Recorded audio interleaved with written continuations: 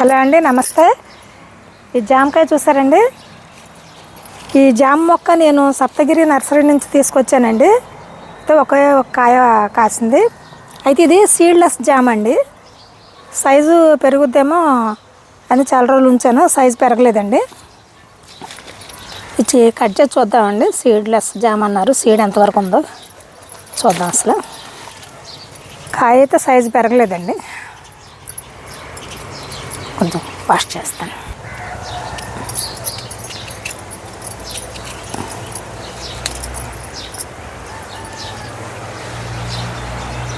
అంటే సీడు ఉందండి, ఉంది కానీ చాలా తక్కువ ఉంది.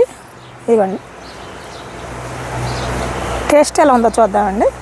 చాలా తక్కువ ఉంది సీడు. జామకాయ అంటే చాలా సీడు ఉంటుంది కదా, మొత్తం ఇది సీడు తక్కువ ఉంది.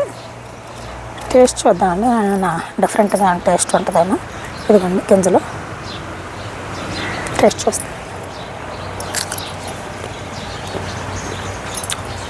టేస్ట్ అయితే అండి చాలా స్వీట్ ఉంది. గింజ మెత్తగా ఉందండి, పంట కింద నలిగిపోతుంది.